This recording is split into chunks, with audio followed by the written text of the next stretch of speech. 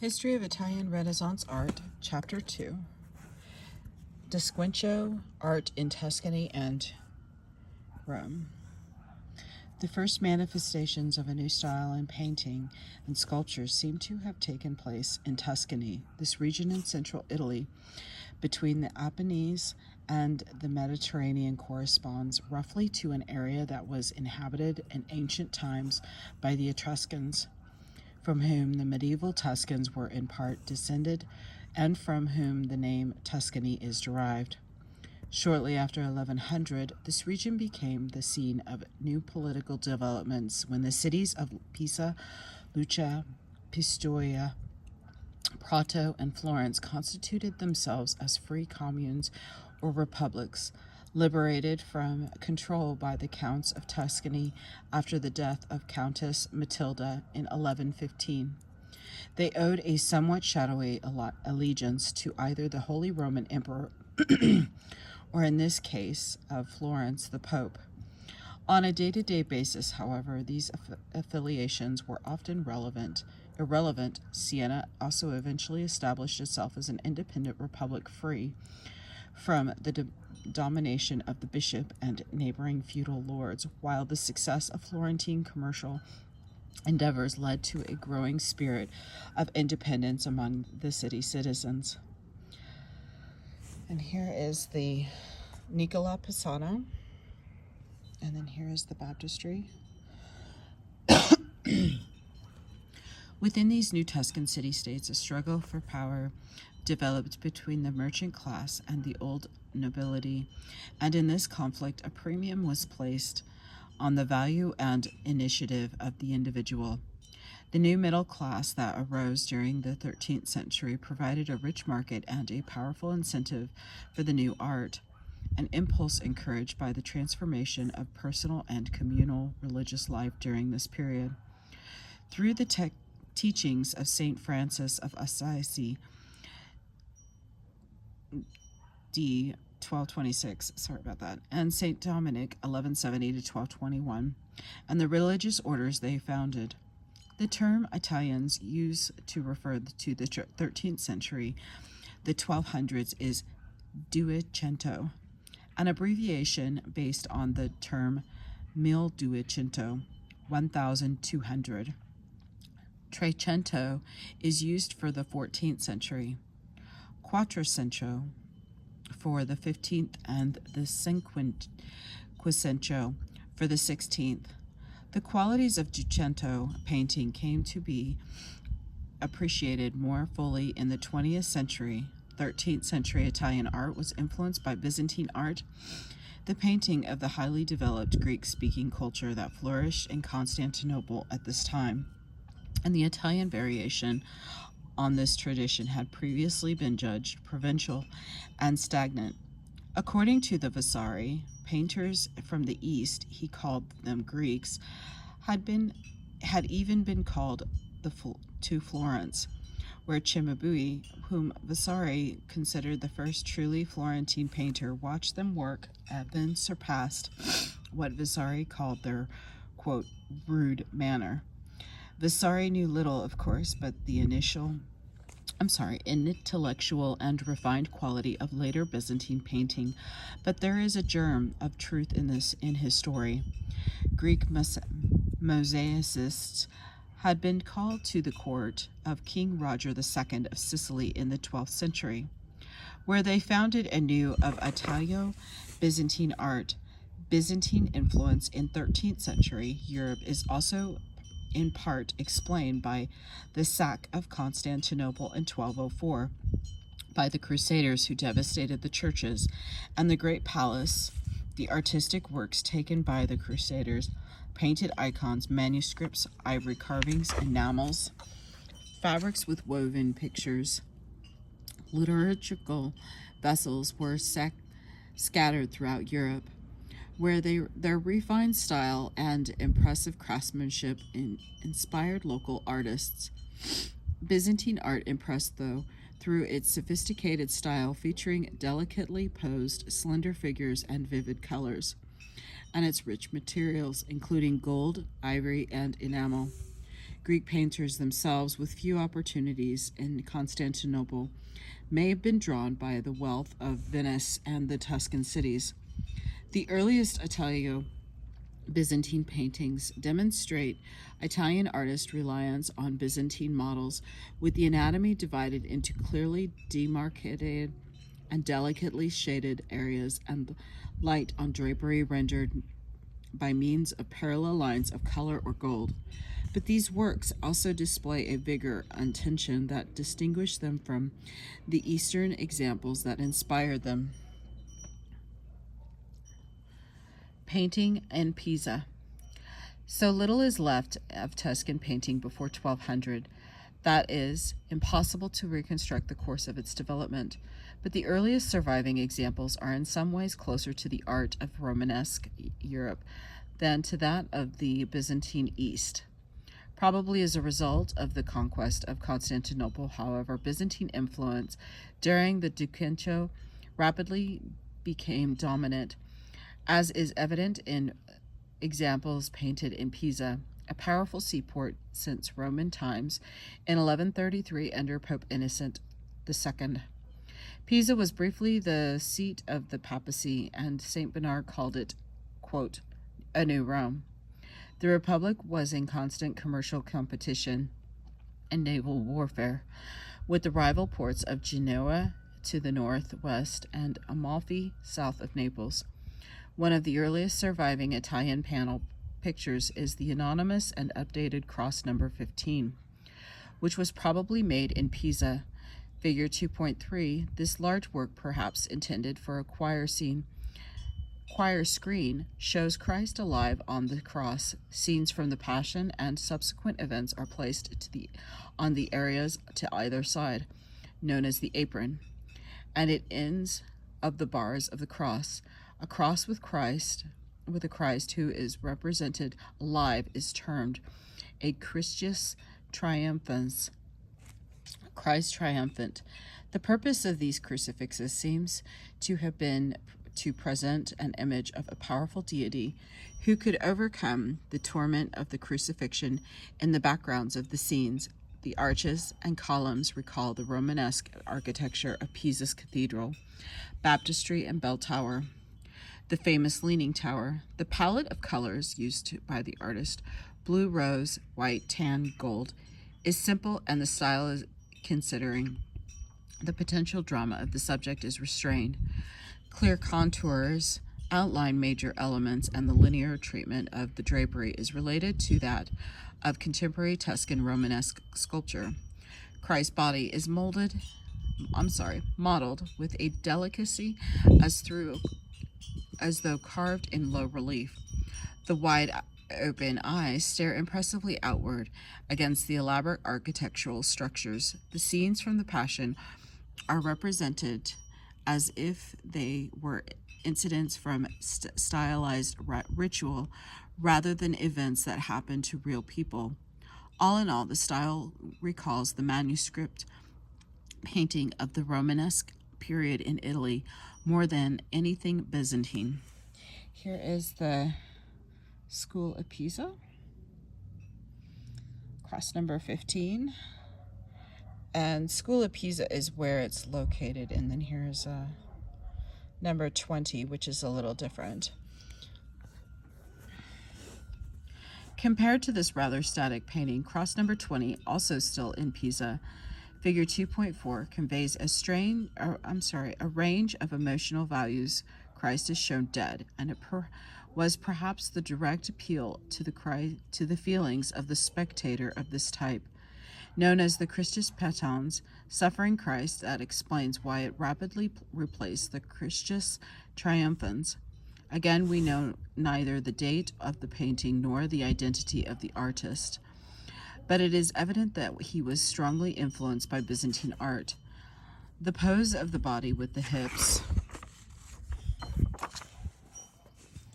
carving to our left is common in Byzantine representations. By analogy with dated works, it is possible to suggest a date of about 1230. The change in content and style between two Pisan crosses can be partly explained by the spread of the the devotional practices of St. Francis of Assisi. Francis preached and practiced a direct devotion to Christ and is said to have received the miracle of the stigmata, wounds in the hands and feet and side to that paralleled of Christ at the crucifixion.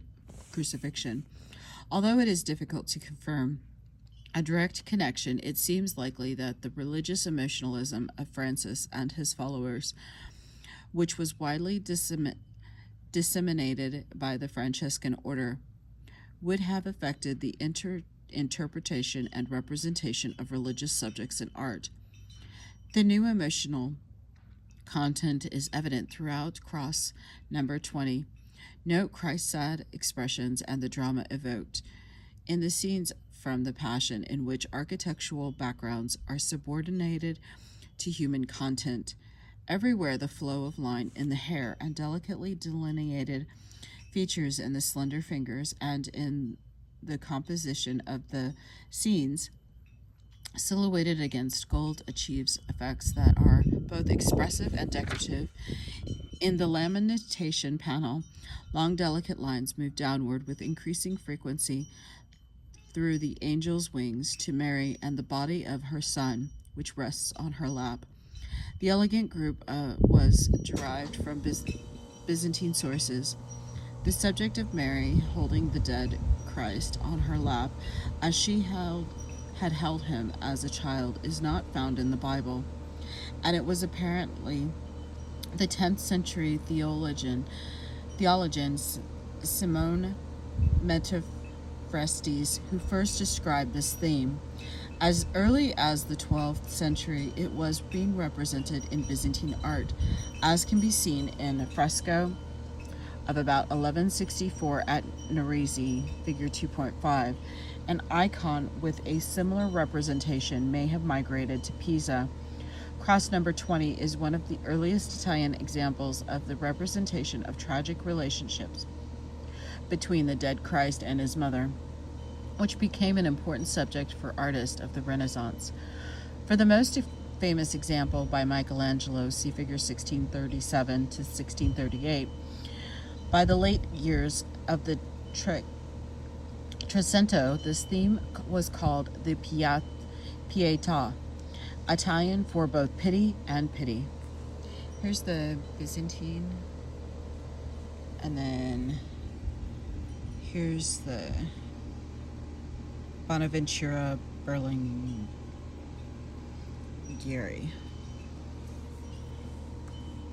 Painting in Lucca. Similar stages may be discerned in the painting of Lucca, a rival republic about 15 miles from Pisa, whose wealth was derived from banking activities. An altarpiece of St. Francis with scenes from his life in the Pescia, a town between Lucca and Pistoia, is signed by Bonaventura Berlinghieri, a member of a family of painters founded by his father. Berlinghieri,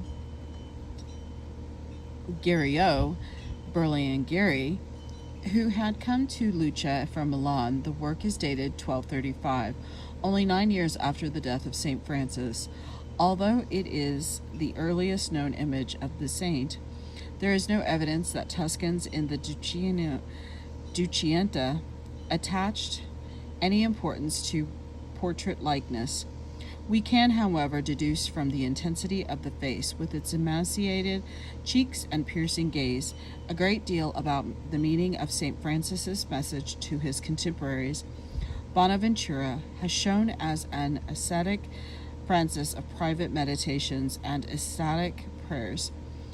The placement of scenes from the life of the saint to either side of the central figure was probably inspired by painted crosses. Two of the narrative scenes have landscaped backgrounds, in which the Byzantine models for painting hills are schematized and simplified. At the same time, the color and shapes suggest a new interest in nature as a vital force, and the narratives demonstrate a new interest in human emotional reactions.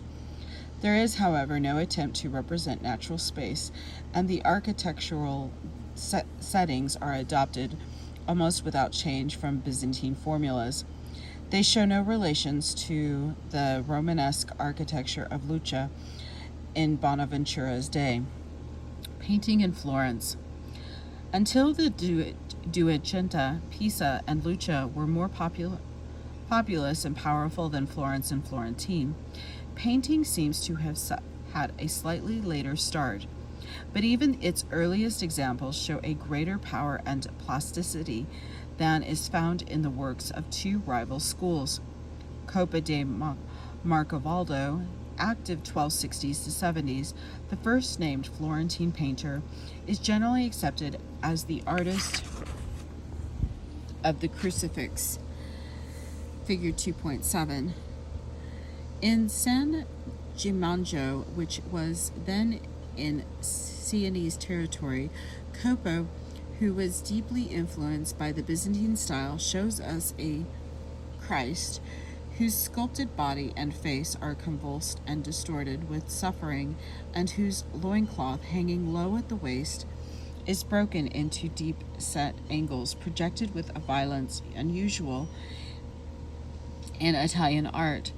The closed eyes are treated as two fierce hook slashes, while the mouth seems to quiver against the sweat-soaked locks of the beard, and the hair seems to writhe like snakes against the tormented body.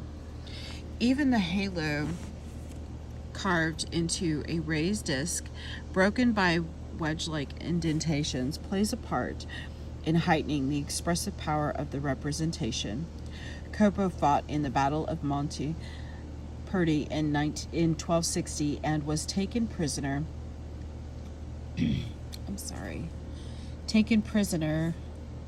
by the Sienese after the Florentine defeat. It has been suggested that emotional content of his crucifix reflects his wartime experiences.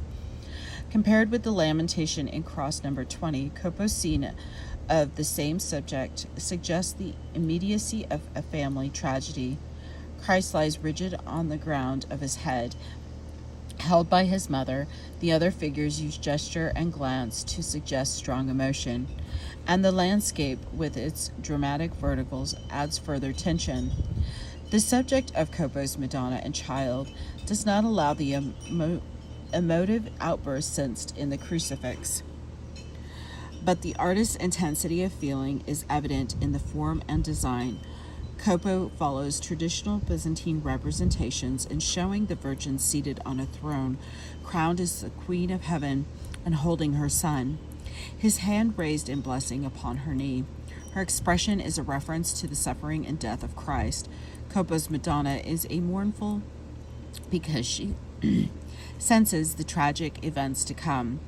Although technical examination has revealed that the faces of the Madonna and Child were overpainted at a later date, they still retain much of Coppa's style in the emphasis of linear accents on the nose, lips, and eyes, divisions that are strengthened by the harsh modeling.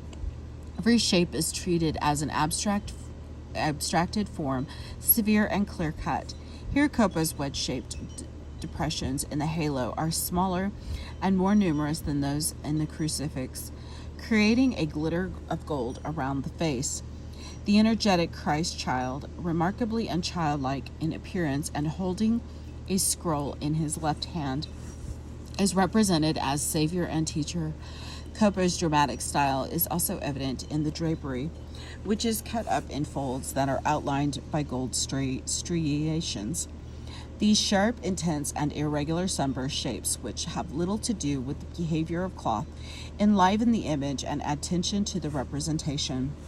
The cycles of mosaics in the vault of the baptistry of Florence, see figure 2.33, is the most important pictorial undertaking of the Duecento in Florence. The Last Judgment on the west face, figure 2.9, is attributed to Coppa. Such a prominent commission allowed him to display the vigor of his imagination and the power of his forms on an enormous scale. The central figure, more than 25 feet, 7 meters high, is clear in design with the masses broken into segments that are richly modeled in color. Foliate ornament adorns the border of the mandorla that surrounds him. Fixing the spectator with his gaze, Christ beckons with his right arm toward the blessed, while with his left he casts the damned into eternal fire. The athletic figures leaping from their tombs on the right are attributed to Copo, as is the terrifying hell scene, in which a few punishments and demons suffice for the whole world. Around Satan, the writhing serpents and monstrous toads that devour the damned are rendered with zigzag shapes, characteristics of Copo's style. Copo's mosaic of Christ is the most awe-inspiring representation of divinity in Italian art until Michelangelo. Although his name was not mentioned in later sources, Copo's vision inspired, directly or indirectly, generations of Florentine artists. The painter Cini di Pepe, active circa 1272 to 1302, is better known as by the nickname Cimabue, which can be translated as oxhead or dehorner of oxen. The latter interpretation might refer to Cimabue's personality, which an earlier source describes as proud and arrogant. I'm going to go ahead and do a close-up on this so that you may see and pause. And then here is a close-up of this. Coppa de Marcavado.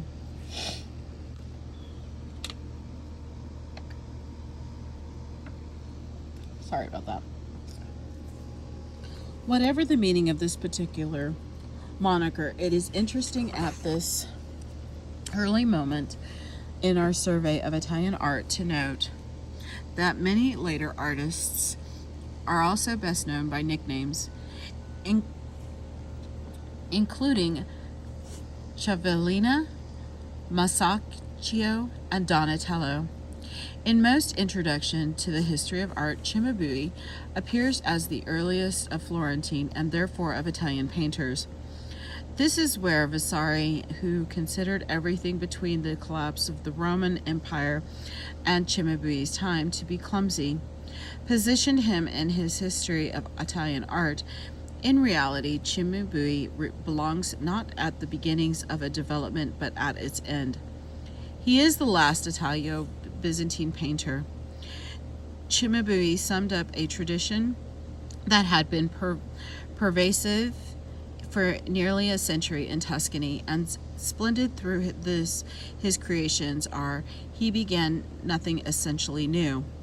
The large unsigned enthroned Madonna and Child with angels and prophets, see figure 2.10, painted for Santa Trinita in Florence, has long been attributed to Cimabue. It is the most ambitious panel painting attempted by any Italian artist up until that time. When seen by candlelight inside the dark and lofty church, it must have made an overwhelming impression. The enthroned Madonna, shown without a crown, presents her child to the viewer. Angels seem to be holding up the throne, while in the arches below, Old Testament prophets provide a textual foundation by displaying scrolls with prophecies of the virgin birth. The throne structure and its relationship to the angels is not clear. Cimabue does not even seem to have made up his mind whether the curves beneath the throne are arches in elevation, niches in depth, or both. The Christ child holds a scroll and looks directly at the observer.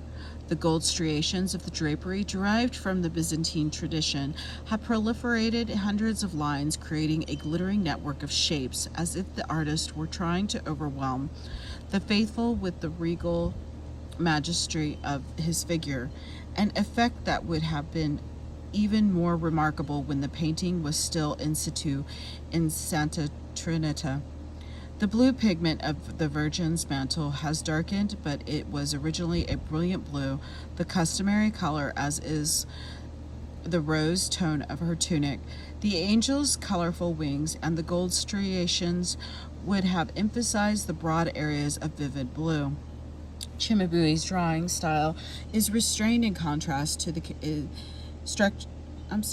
contrast to the power suggested by Copa's broad lines. The eye structure is characteristic of his style, with a lower lid almost horizontal, the upper lid shaped like an upside-down V, and the sidelong glance contrasting with the downward tilt of the head.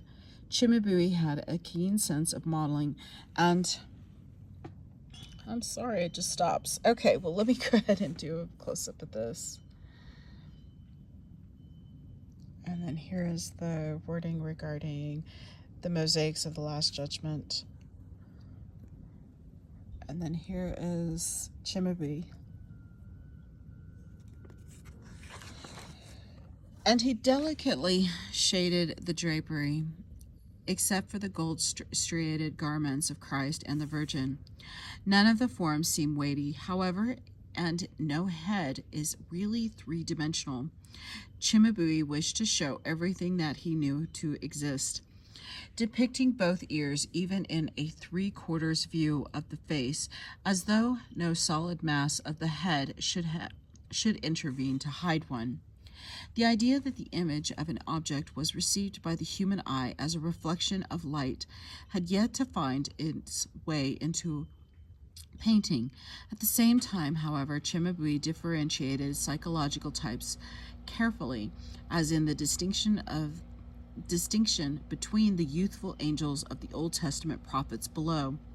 He delighted in rendering complicated shapes, long slender fingers, and for the throne ornament derived from the classical sources. Even on the gold background, he did not stop inventing. The background and the halos are enriched with shifting patterns of incised lines and a series of punched dots. Cimabue's adherence to the Byzantine style is best demonstrated in a large crucifix, perhaps originally intended for the rood beam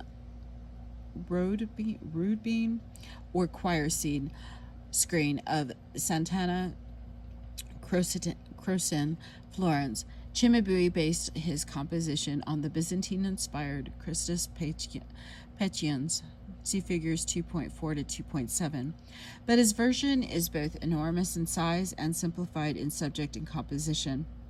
The pattern apron and text at the top do not distract us from the body of Christ, while the half-length figures of the Virgin and John the Evangelist in the side terminals, their heads inclined inward, direct our attention back to the suffering Christ. The heads and hands of two subsidiary figures are stylized and segmented in the Byzantine manner, as is the huge body of Christ, which sways even more dramatically than did the figure in the Crucifix by Copo. See figure 2.7. Yet through subtle changes in the basic Byzantine pattern, Cimabue created an image of powerful expressiveness. The transparent loincloth allows us to experience the full sweep. Here is the close-up of that. Oh my goodness. Okay, so here is this. It looks like it was... This is after a flood. There was some damage.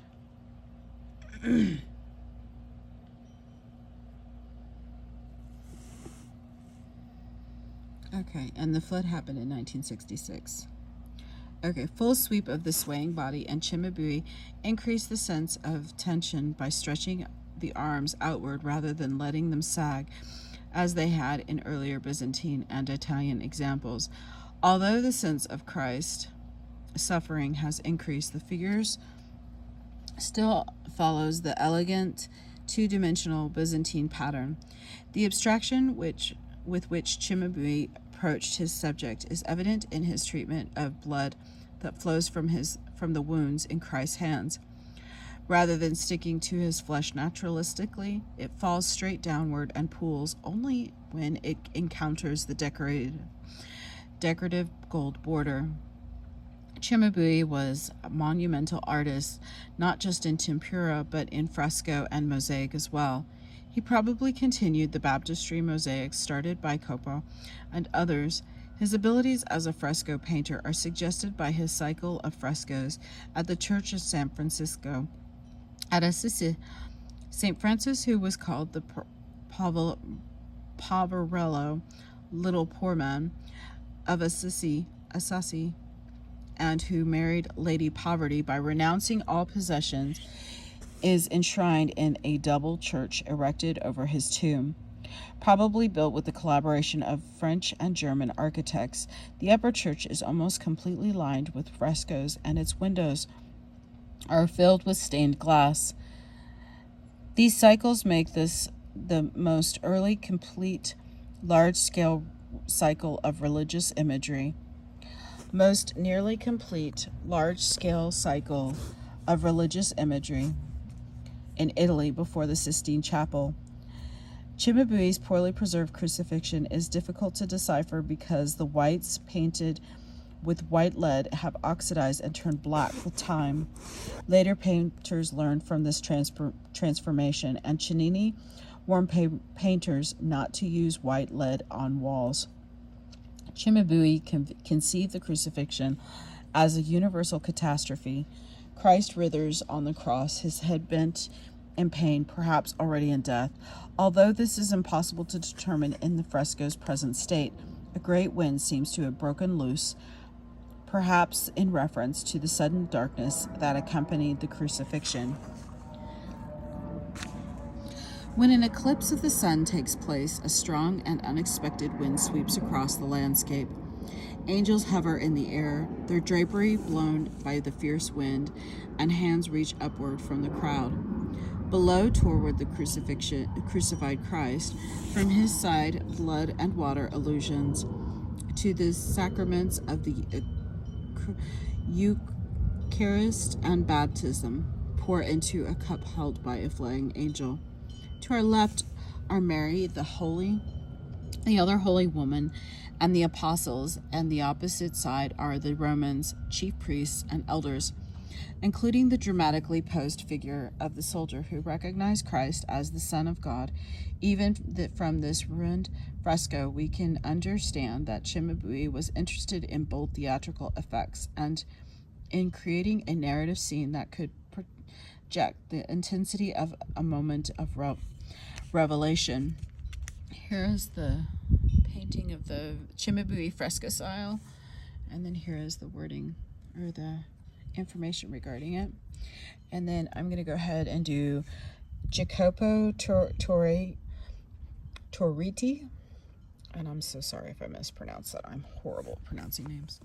Painting in Rome. While Cimabue ruled the Florentine scene, a remarkable school of painters was working in Rome, where the practice of mural decoration in fresco and mosaic had continued. Unbroken since the early Christian period, fresco painting probably links back to the ancient Romans and perhaps even the Etruscans. The late 13th century saw a brief increase in pictorial activity in Rome that continued until the seat of the papacy moved from Rome to Avignon in southern France, and in the early 14th century. The arrival of Greek masters from Constantinople after 1204 may have given Roman artists a certain impetus. It is documented that in 1218, Pope Honorius III imported Mosaicistic, probably either Greek or Greek-trained, from Venice. The climax of Duecento monumental art in Rome is the apse mosaic of the Santa Maria Maggiore, signed by Jacopo Torriti, and executed during the pontificate of Nicholas the Fourth, 1285 to 1294. It shows how Roman artists of the period responded to both the city's early Christian heritage and the imported style from Byzantine. In the center, Christ and the Virgin, robed in gold with blue shadows, are seated on a cushion with their feet on footstools. The blue of their robes is repeated throughout the composition, starting with deep blue background of their mandorla, which is studded with silver stars. The gold ground is crowded with curling acanthus scrolls, populated by ducks, doves, parrots, pheasants, cranes, and peacocks. The colors within the shell niche at the crown of the apse move through a startling succession: gold, sky blue, rose, and green. The mosaic combines the subject of the coronation of the Virgin with the linear style of Byzantine mosaic art. While the scrolls in the shell niche are based on late Roman examples, probably the mid-5th century, Turreti's work embodies fragments of a 5th century mosaic, including a river god, and a sailing ship just visible at the bottom left. More important than these diverse origins, including the pre-Christian river god, is the ease with which they are harmonized. The drapery motifs, for example, are at once Byzantine in their linearity, Gothic in their amplitude, and classical in their unity.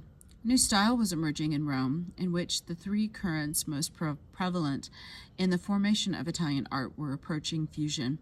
Whether there is any reflection here of the developments taking place in the work of the youthful Giotto or at Assisi remains difficult to determine.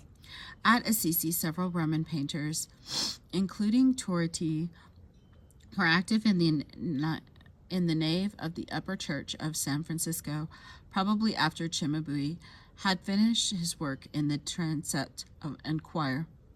One of these, called the Isaac Master, painted two scenes from the story of Isaac and Jacob. In the upper level of frescoes in the Isaac and Issue scene, a flat ceiling with a diamond pattern in dark and light to indicate coffering. The elaborate hangings on the bed and little colonnade at its base are motifs often found in Roman 13th century. While the drapery curves, at once classical, Byzantine, and Gothic, recall those of Turreti. The narrative is tense, and in the adjoining fresco, Jacob, abetted by Rebecca, has received the blessing of the blind Isaac by impersonating his brother Esau. Genesis 27:5-27. Here Esau, Isaac's favorite son, returns expecting the blessing. Isaac, realizing he has been tricked, says to Esau, "Who art thou?" Isaac's startling pose expressed the Bible's report that he trembled very exceedingly. Genesis 27:32-33. While the deceiver Jacob slinks away to the right, stiff as the scene may be in poses and gestures, and imperfectly realized in the weightlessness of the bodies under their drapery, this unidentified painter was able to express psychological interaction and to capture the dramatic significance of a narrative with a subtlety not seen in earlier surviving works. Also new here is the modeling of the faces and hands, which reveals the artist's close observation of light. A date in the 1280s or early 1290s seems likely, but the identity of this artist remains unknown. It was Pietro de Cerioni, nicknamed Cavallino, Little Horse, who transfigured Roman painting by his discovery by how light realized form. Born in about 1240, he was active until about 1330. We know little about Cavallini, but a notation by his son tells us that he lived to 100 and never covered his head. Even in the worst days of winter, the Florentine sculptor Lorenzo Garibaldi, who knew frescoes and mosaics by Cavallini that are still preserved and others that have perished, including cycles in old St. Peter's and elsewhere, called him a most noble master. And others that have perished, including cycles and elsewhere, called him a most noble master, and praised his work for its great relief, meaning three-dimensionality. I'm going to go ahead and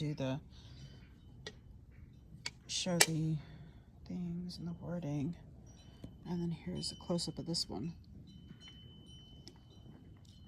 And this is Isaac Master. And this is copy after Pietro Cavallini.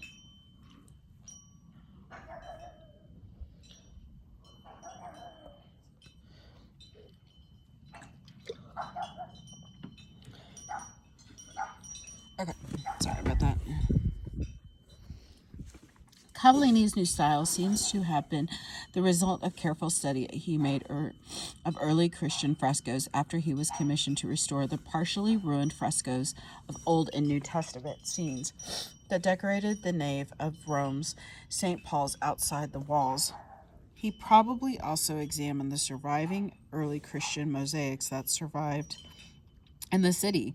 Although his work at St. Paul's was destroyed in a fire in 1823, watercolor copies of some of the scenes are preserved. Here we reproduce Christ preaching in Jerusalem with a donor.